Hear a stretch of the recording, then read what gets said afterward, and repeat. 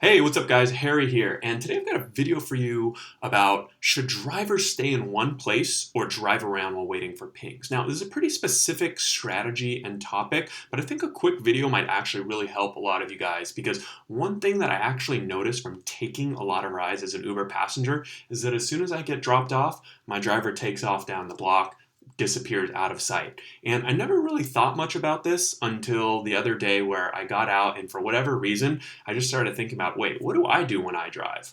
When I'm driving, I actually drop someone off and then I pull down the street a little. I don't like to sit right in front of their house because that's a little bit creepy when you drop someone off, but I usually just pull right down the block and park. What I've noticed though is that almost every single time I get dropped off as an Uber passenger is that drivers drive away and take off. I have no idea where they're going, but they leave, right? Now, obviously, if you have a next trip request on Uber or Lyft, then you're gonna wanna go and fulfill those rides. I'm not talking about those rides, right? I'm talking about rides where you drop off a passenger and you're waiting for a request. In those situations, I don't think it actually makes a lot of sense to leave where you're at. Now, the reason is because it costs you money to drive around, right? Every time that you're moving without a passenger in the car, you're losing money, right? These are miles that you actually don't wanna put on your car since you're not getting paid for those miles, right? Does that make sense? So the only time I try to drive around empty is when I'm repositioning myself or I have to. Obviously, if you're going to pick up a passenger, you have to drive those miles. You can't do a lot about that.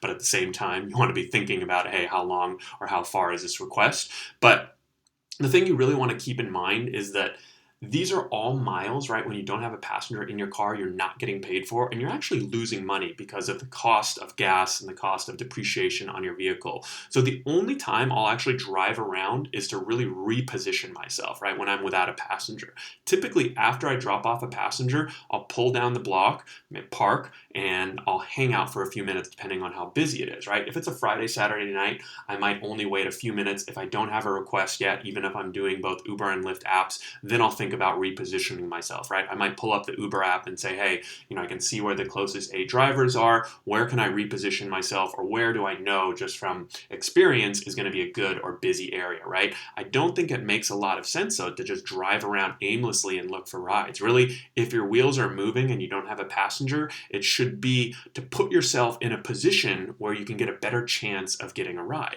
Now, on a weekday, I might wait a little bit longer, right? Because average wait times in between trips are longer on the weekdays, right? So I drop someone off, right? And I'm going to sit there just a few minutes longer. So the way I like to think about it is sort of like a math problem, right? A simple one, don't worry.